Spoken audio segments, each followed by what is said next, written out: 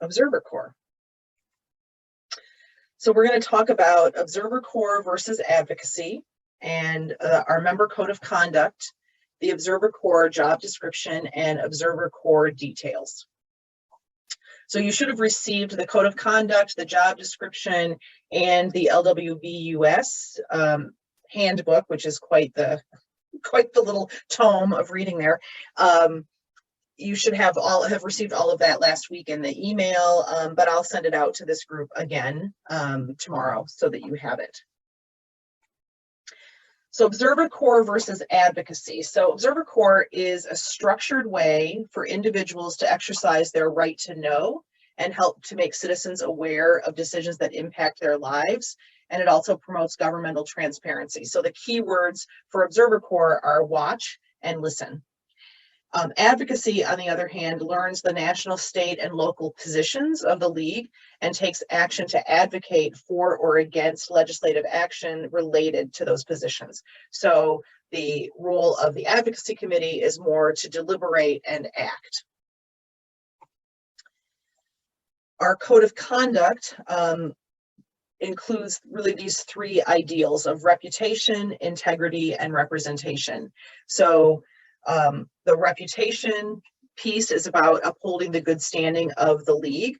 LWVOA and all member leagues are nonpartisan organizations, so that's very important to remember when you are representing the league, that it's a nonpartisan organization. Integrity is about value and respect for all. The league's mission centers on educating voters and ensuring the right to vote for everyone.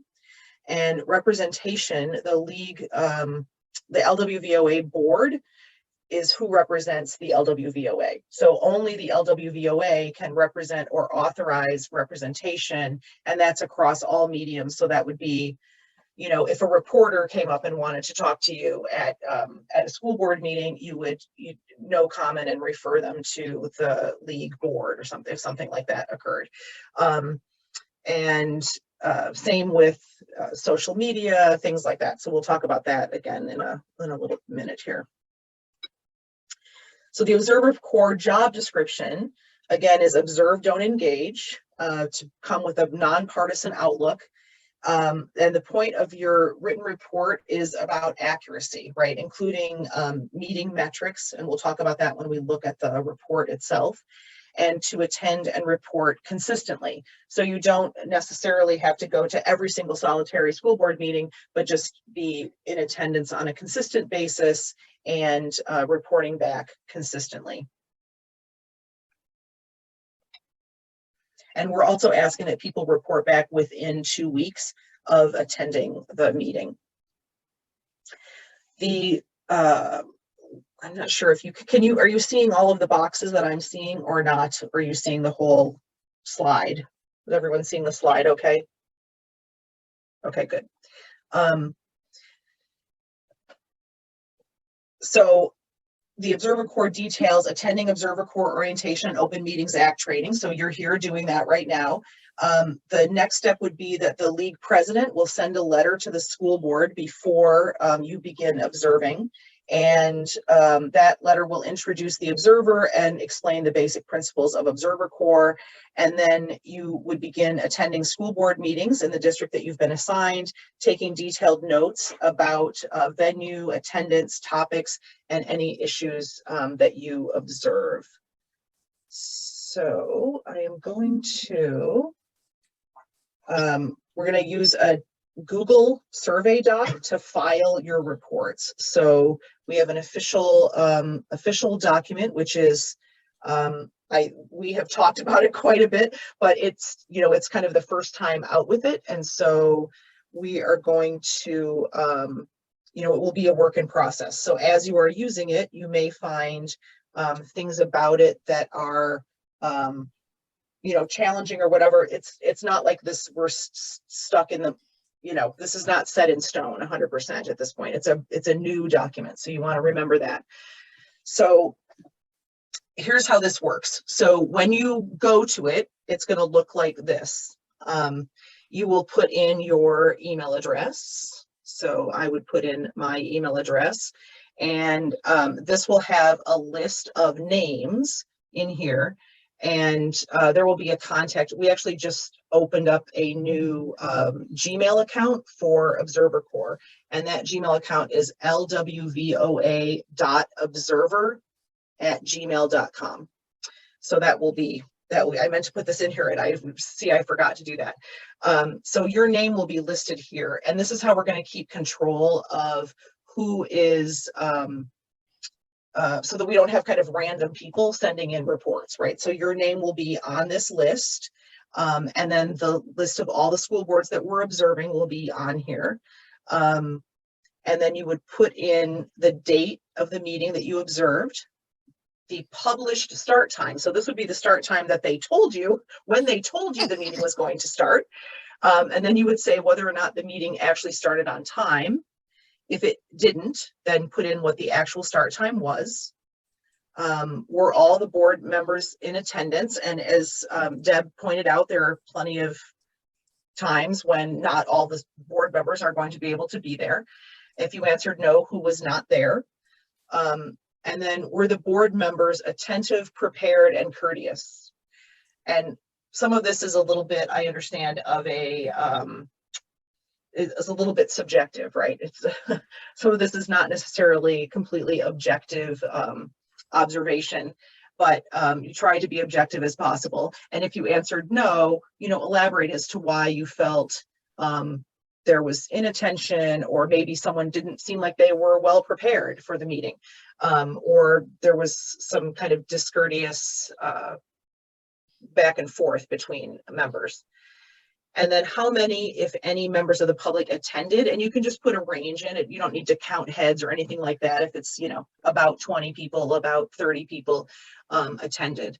And sometimes I know, like, for example, in Birmingham, I know that there's kind of this main room, and then there's kind of these spillover rooms, and it can be also hard because you have no idea necessarily who's on Zoom, right? If people are watching a meeting, you don't really know. So just give, an approximation. This does not need to be anything exact. We just want to have an idea of, whether it was a well-attended meeting or, there were just a handful of people there. And then were members of the public courteous? So and this, I think, is maybe interesting in certain districts for under certain topics. And if you answered no, then elaborate. Why did you feel that members of the public were not courteous? Was there opportunity given for public comment? And obviously that's an important part of any school board meeting. And then did something occur that you think advocacy needs to look at during their next meeting? So this is really just if something has popped out to you that seems maybe not right from some of the open meetings things that Deb went over, or if you think there's some particular issue that seems to be bubbling up that you think should be looked at more closely, just let us know what that, you can just say yes, no, or maybe, and then we can be sure to take a look at what you've reported. If there were handouts or distributed items that came from either the board or the attendees, just what were those? You can just say what was handed out. And then we have the summary of the issues. So what we're looking for is for you to summarize the meeting kind of by agenda item. So or a topic or a presenter, and then you're going to just kind of put that information for each agenda item together with a general summary if needed. So here's a little example summary. The idea of a community jobs fair for students and the public was discussed. There was no action taken, but member Jamie Nash agreed to speak with City Council President Kelly Reyes about launching an annual community jobs fair at the high school. Something like that can be very simple and straightforward.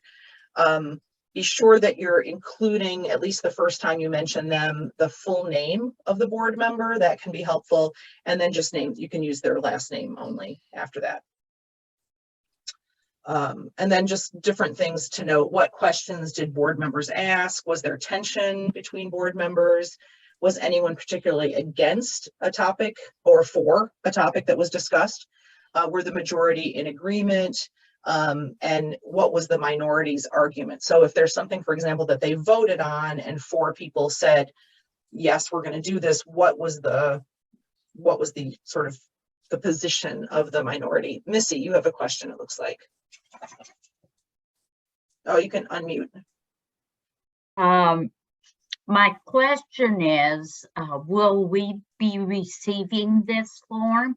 Yes. Mm-hmm. Okay. So there'll be a link to this form. Probably the easiest way to do this, I think a lot of you may be attending via Zoom. I don't know how many people are planning to go in person versus attending on Zoom. Mm-hmm. But you can just have your computer there and, you know, fill in this as the meeting goes. You'll also be able to print this. We'll have a printable version of this so that you can just have it printed out and write into it by hand if you need to, and then you can just type it into this form when you're done. So either way works perfectly fine. You can take a laptop to the board meeting and use it there, a laptop or an iPad or something, and put it in there. I think it would even work. It's a Google Doc, so it should even work in like on a phone. Okay. And I had one more question. Sure. What if we have to miss a meeting? So it seems like in certain districts, we have more than one person available for that. So we probably, if you just let Deb know as the coordinator, is that right, Deb? How would you want to handle that? As a matter of fact, as you were answering, I was writing just exactly that note to Missy, but for everyone to know. And actually, what looks really good is a number of our colleagues here have expressed an interest in a similar district. So teaming up would be great. So we'll look at all of the names and do all of the matching and, you know, partner folk up. Okay. Thank you. Very much so. No, Angela. This has got to be where it works for everyone.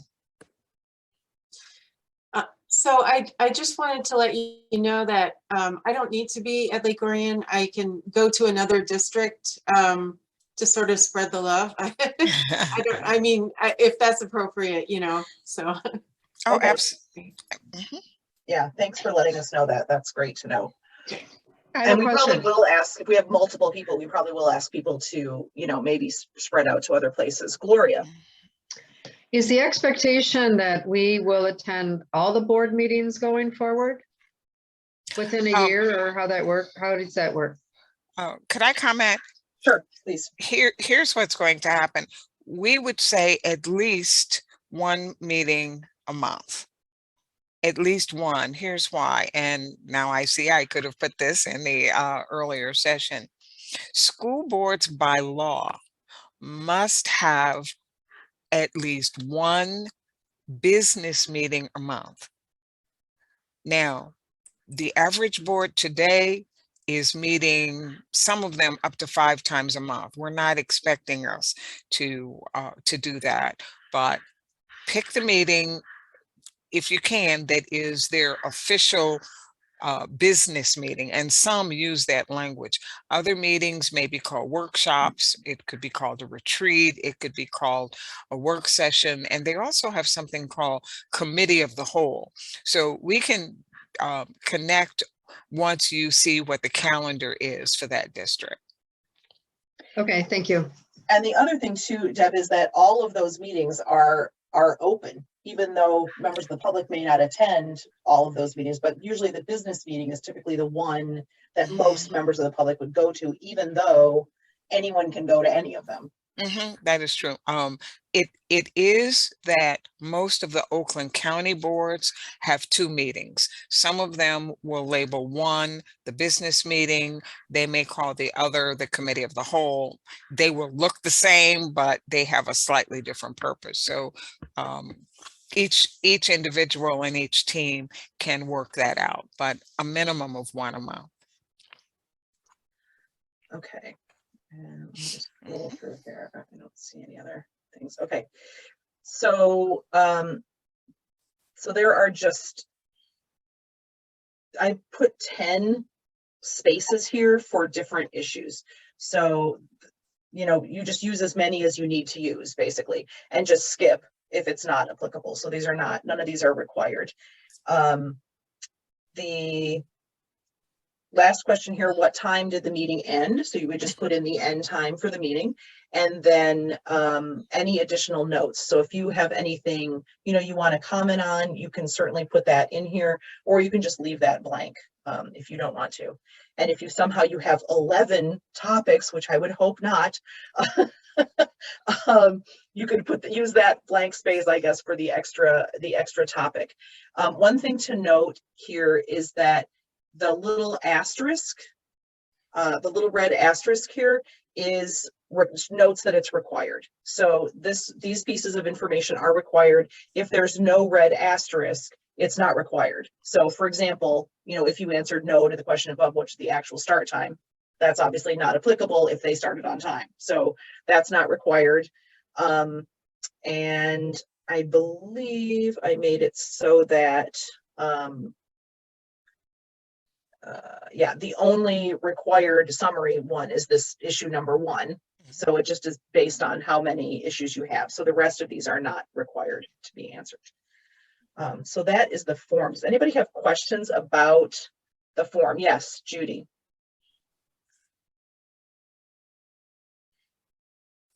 A lot of times on the agendas, there's just some necessary business that needs to be taken care of, approval of some bids or whatever, that it's just whip through it. We wouldn't have to comment on that, would we? No. Okay. No, that's fine. And things like, approval of the minutes, right? Which is often an agenda item, is approval of the last meeting minutes. You don't need to worry about that. You know what, Yes.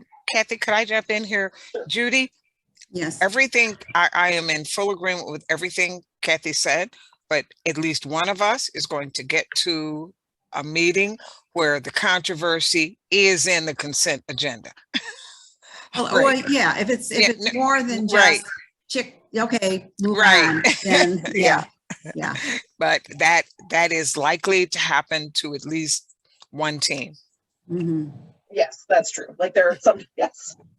Having been on boards where we fight about silly things like, things that should be easy, right? Missy first and then Gloria. Oh, here, let me ask you to unmute. There you go. Did you state, I was grabbing something, and did you state make a separate email for this? Oh, we made a separate Gmail account. So this is a Google Doc. So once you finish filling it out, all you do at the bottom is you just hit submit, and it just goes off into the ether, and it comes to us so I can see it. But for observer, like you had asked the question about, hey, I can't go to a meeting, right? That's something you would send to this lwvoa.observer@gmail.com, and that goes to Deb. Deb will see that. And Kathy, there is a question from Angela.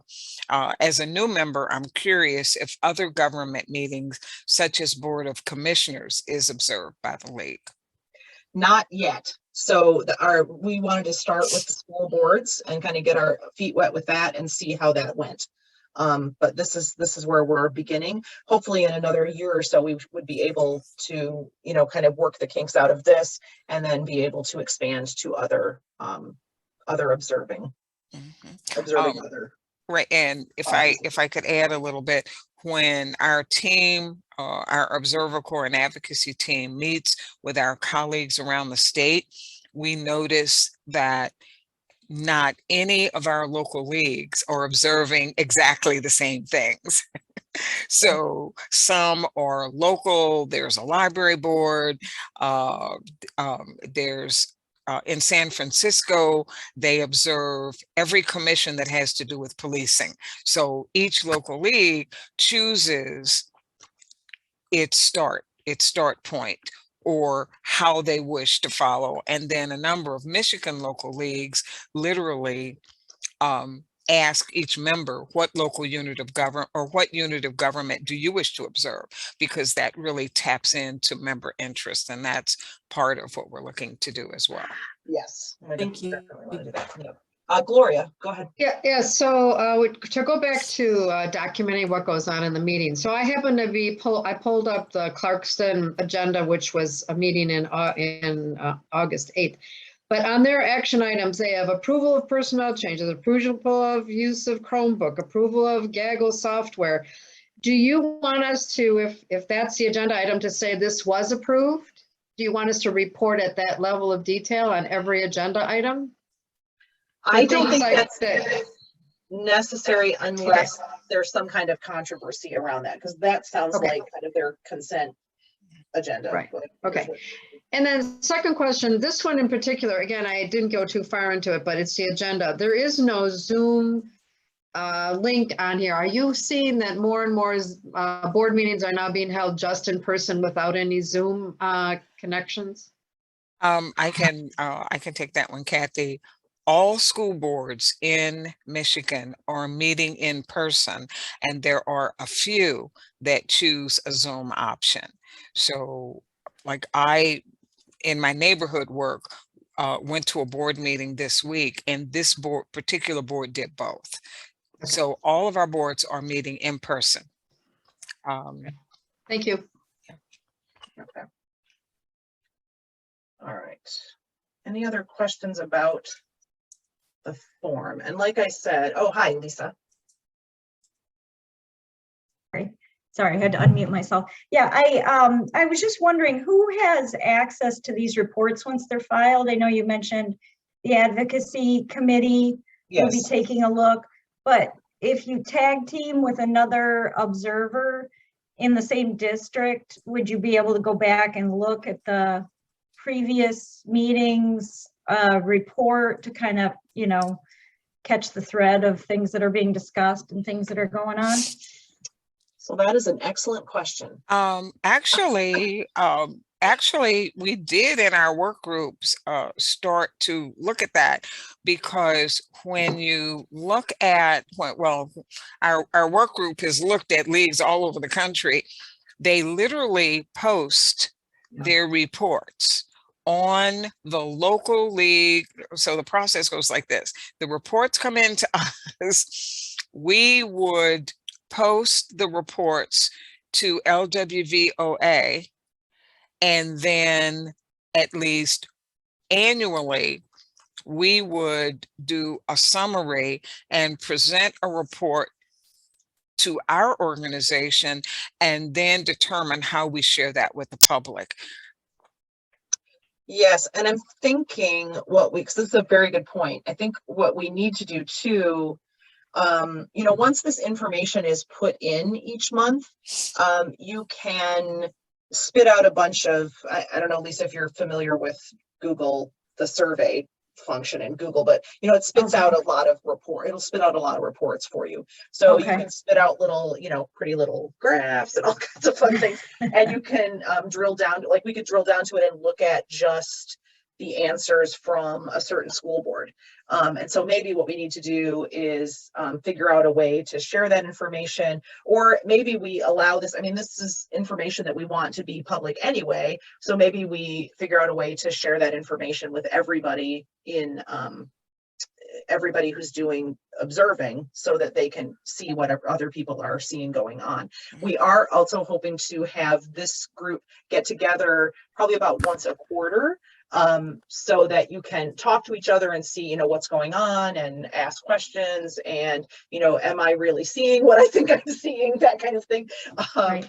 So yes, so there will be lots of opportunities, but I think you're right that we need some kind of mechanism to get this information back out to this group in particular. Maria. Yeah, or at least your you know, especially if Yes. there's more than one of us covering a district. So Yes, absolutely. yeah. Okay, great. Thank you. Sure. I was wondering, is the expectation that we'll start in September? Yes, that would be great. In the September, October timeframe. Yep, absolutely. So whatever the next time you can get in there, we're going to get the letters out next week, and you'll be able to get started. And will there be a list of who has, you know, signed up for which district? Mhm. Yes. Oh, yes. we will have that information and send that information out to everybody.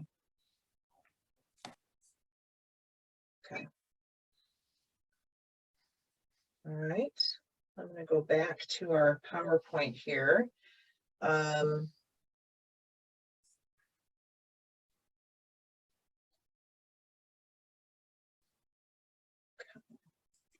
Oops.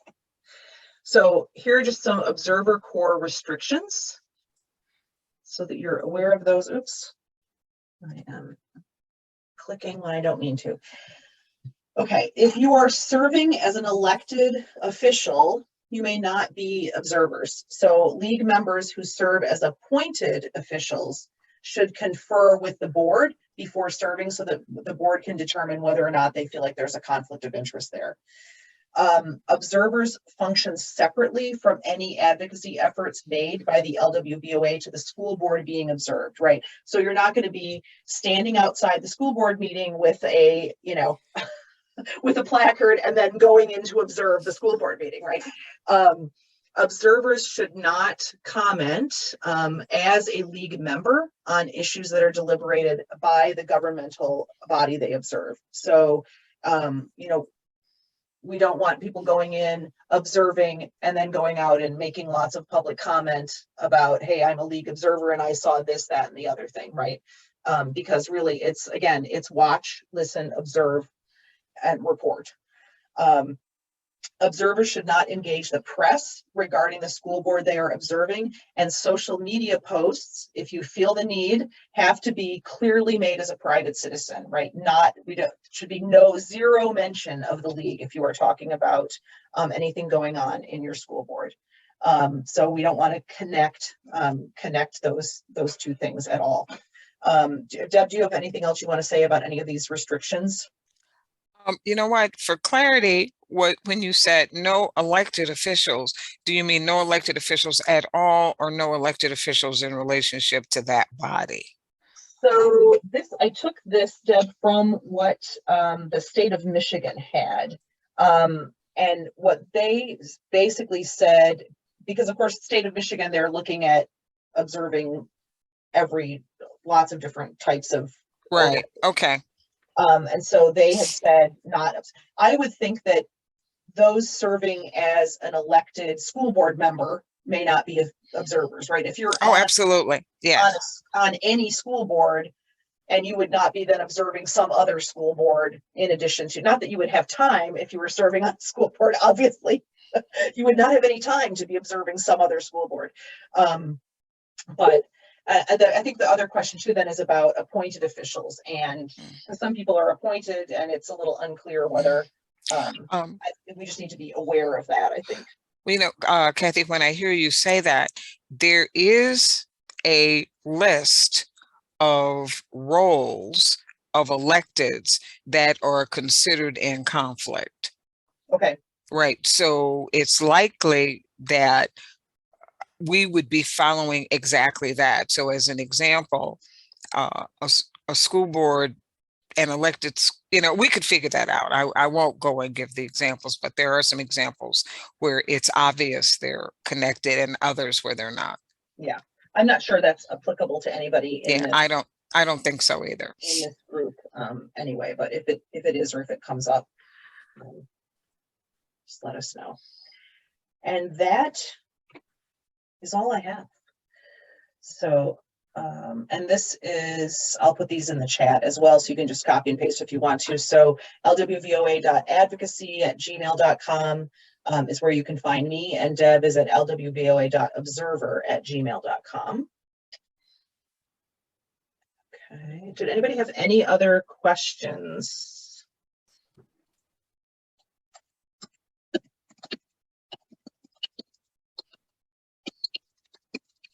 Well, Kathy, would it be helpful to do a check-in? So yeah, let's do that. You're feeling ready.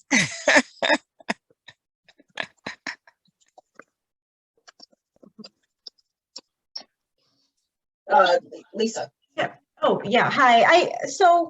I just wondered real quick if you had any recommendations for the best way to prepare for these meetings. You know, I'm a little bit out of the loop with my local school district. My kids have been out of school for a number of years. So even knowing who's on the board right now, I don't know. I'm sure I can find that information online, but do you have any like general Yes. recommendations on how to, kind of see walk in, kind of knowing who's Okay. who and all of that. You know what, Kathy, if I could, Yeah, go ahead. I'll start. So Lisa, actually what you just raised was what was in my mind when I put the list on one of the slides together of where the documents are. Okay. So how about when Kathy and our team sends the packet out, we'll put a how to get started or helpful, like step one. Right, right. Just so Right. And it literally could be print out a list of who all the elected officials, get yourself a folder, print out the list of who is on the board and the name of the superintendent. You'll have a copy of the letter that we will be drafting from the president that is introducing you. So you will know what we sent to that school board to know you're going to be there. You would also need the Board of Education calendar, and it might be helpful to see in advance what the boards. Okay, I would say if you're inclined, see if you can find the board's bylaws on the website, and if after a couple of tries you don't, give me send me a note, because there are a couple of little nuances to kind of go through some of the websites to be able to find some of the documents. None of this is password protected or so that you have your folder with you of getting a copy of the agenda. Not all boards make printed copies of the agenda available in the meeting. Mm-hmm. They will have a way to get it, but there are at least 3 different ways in which they can do it. One board posts the agendas on the district's own website at a certain time. So being able to have your folder of, what you're going to be doing. And by the way, we also need, Kathy, to come up with a way for you to identify yourself. Oh, okay. Right. So that when you walk in, people will know who you are. Right. It would be helpful to introduce yourself to the board chair and the superintendent, or at least the board chair. They will have gotten the letter to confirm they got it, that kind of thing. So, Okay. Judy, you have a question?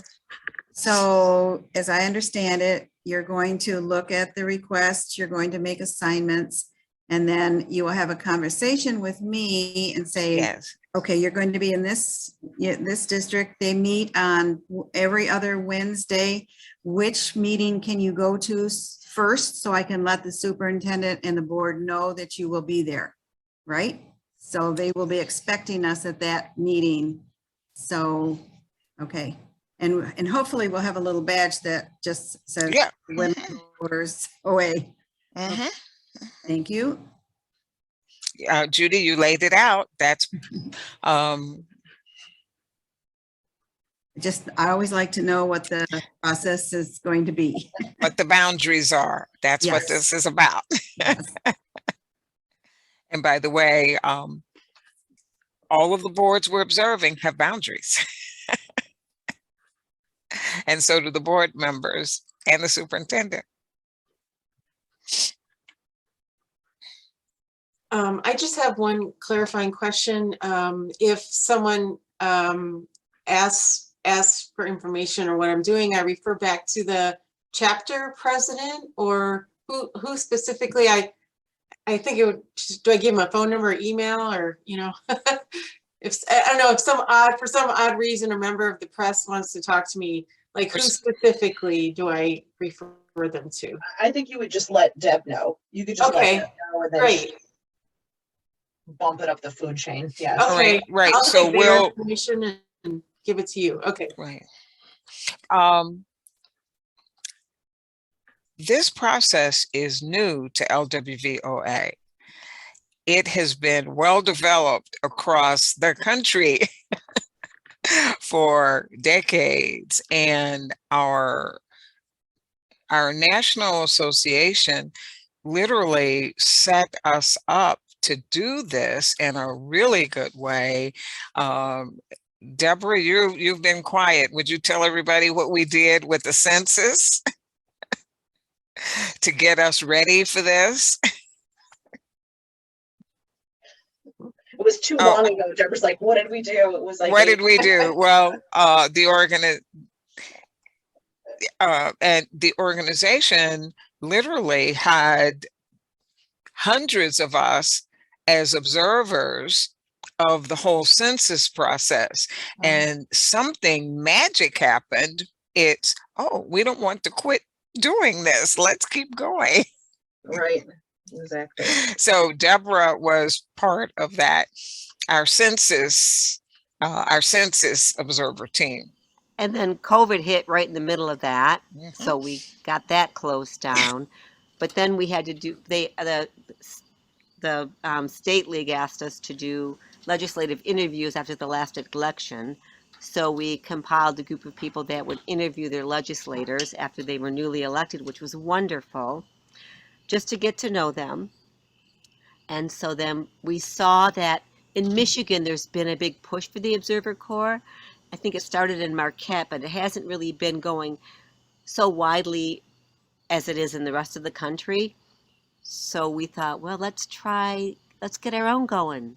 We want to get our own. And we thought that the school boards would be the great place to start, because we actually thought that'd be a good place to start. So many things are happening at the local level with school boards. But boy, when you watch the news right now, that's exploding. So we were so ahead of the curve. We were. And there was another element in there too.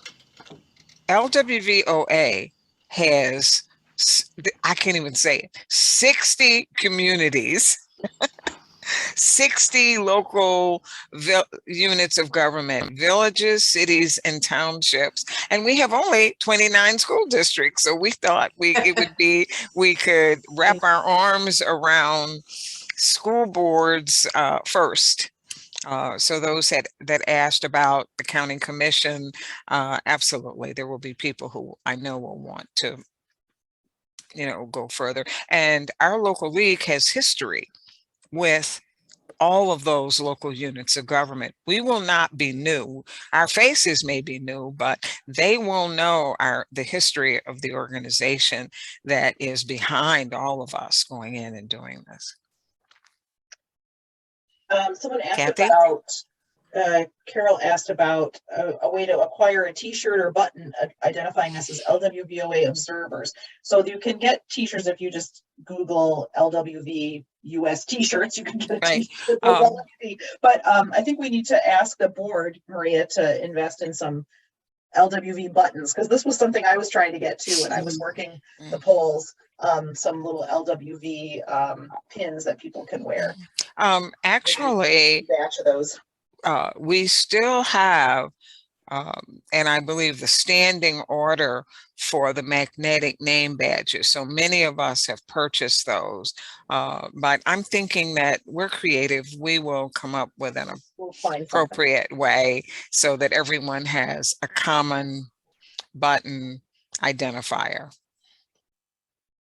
And then Kathy, Yes. when the letter goes out to the superintendents, will it say that the observer may be there for one per month, or so that they're not expecting us for every meeting, or Yes. kind of what the parameters are? Yes, absolutely. Thank you. Yes, we'll say that the expectation is that they would be attending once per month.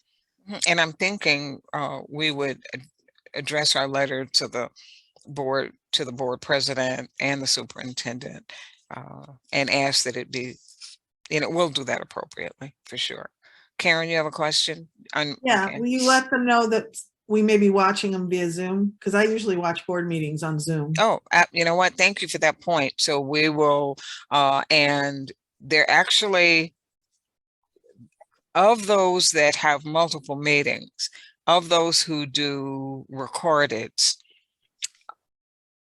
they won't record everything, but they will record the business meeting. So if they have 2 meetings a month, 1 or 2 could be recorded. So we'll put that in. Okay.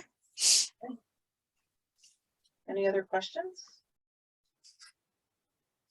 Well, thank you so very much. We're so happy to see all of you. And I'm actually going to be gone the next couple days, but we will keep things rolling and get information back to you next week before the end of the month, and we're going to get things moving. So thank you so much for being here.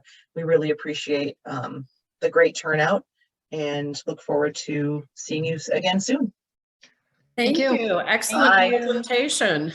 Thanks. Thank you. Yeah, Very, great. very Thank you. concise. Information. All right, All great. right. Good night, everyone. Bye. Good night. Good night.